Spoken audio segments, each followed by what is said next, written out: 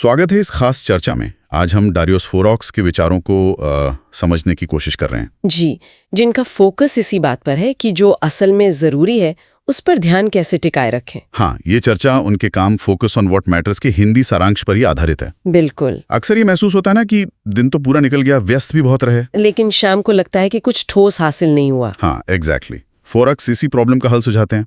उनका एक सीधा सा मंत्र है। क्या है वो? सब कुछ करने की कोशिश मत करो, बस वही करो जो वाकई मायने रखता है। सुनने में तो बहुत सरल लगता है। तो चलिए समझते हैं कि अपनी एनर्जी और ध्यान सही जगह कैसे लगाएं। जरूर। आज की दुनिया में मुझे लगता है सबसे बड़ी चुनौती ही ध्यान भटकना है।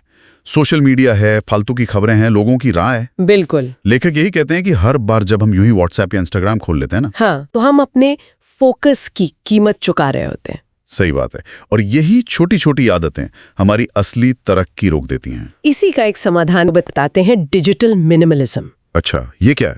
मतलब सोच समझ कर चुनें कि कौन सा कंटेंट देखना है, सिर्फ वही जो हमें कुछ बेहतर बनाए, बाकी सब हटा दें। और रोज कम से कम 1 घंटा बिना किसी डिस्टर्बेंस के, बिना मोबाइल के। डीप वर्क, गहरी सोच वाला काम। हाँ बिल्कुल, डीप वर्क के लिए निकालना बहुत जरूरी है। ये बात बहुत सही है। और इसी से जुड़ा है अगला पॉइंट, जरूरी और गैर जरूरी में फर्क करना। हाँ, क्योंकि सिर्फ बिजी रहना और प्रोडक्टिव होना, ये 2 अलग बातें हैं। बिल्कुल। मिसाल के तौर पर लिस्ट में अगर 10 काम हैं, तो शायद सिर्फ 2 या 3 ही असल में मायने रखते होंगे। अक्सर ऐसा ही होता है, बाकी के काम शायद बस हमें व्यस्त रखते हैं, नतीजा कुछ खास नहीं देते। तो इसे समझें कैसे? इसके लिए फोरॉक्स एक आसान तरीका बताते हैं। रोज खुद से 3 सवाल पूछें। अच्छा, कौन से? पहला, क्या ये वाकई जरूरी है? दूसरा, क्या इससे कोई फर्क पड़ेगा, मतलब मेरे लक्ष्य के हिसाब से?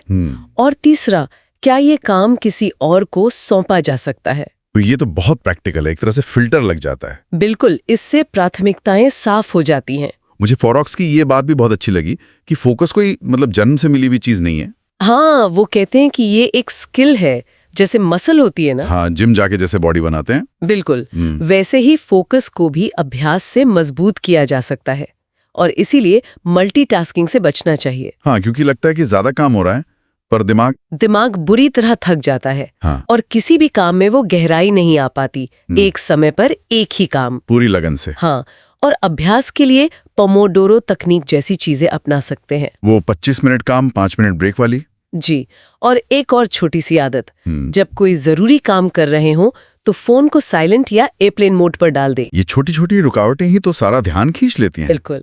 अच्छा, लेखक जीवन में 3 सबसे कीमती निवेशों की बात करते हैं। निवेश पैसों वाले? नहीं, उससे भी बढ़कर।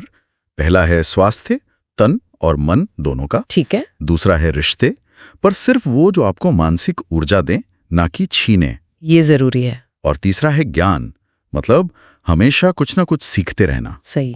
और मजे की बात यह है कि उन्होंने खुद अपनी जिंदगी से बहुत कुछ हटाया, सिर्फ इसलिए क्योंकि वो इन 3 मूल्यों से मेल नहीं खाता था।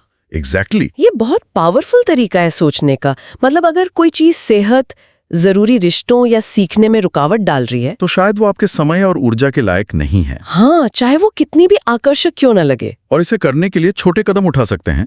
रोज थोड़ा व्यायाम, हफ्ते में 1 बार अपनों से दिल से बात करना, बिना फोन के। हाँ, और महीने में कम से कम 1 नई किताब पढ़ना या कुछ नया सीखना। ये आदतें फोकस और जीवन की क्वालिटी दोनों बढ़ाती हैं। एक और कमाल का सुझाव जो मुझे लगा, सिर्फ टू डू लिस्ट ही काफी नहीं है। अच्छा, तो फिर क्या? फोरॉक्स कहते हैं एक नॉट टू डू लिस्ट पे बनाओ, यानी ना करने वाले कामों की लिस्ट। अरे वाह, इसमें क्या क्या आ सकता है? जैसे सुबह उठते ही मोबाइल चेक करना बंद करना, या हर किसी की बातों से प्रभावित हो जाना बंद करना, या फिर ना कहने की जरूरत हो तब भी हाँ कह देना बंद करना। बिल्कुल। ये लिस्ट जरूरी क्यों है? क्योंकि जब हम सोच समझकर गैर जरूरी चीजों को ना कहते हैं, तभी हम उन चीजों के लिए हाँ कह पाते हैं जो वाकई मायने रखती हैं, उनके लिए जगह बनती है। हाँ, जैसा कि लेखक कहते हैं, आपकी जिंदगी तब बदलती है जब आप ये तय करते हैं कि आपको क्या नहीं चाहिए।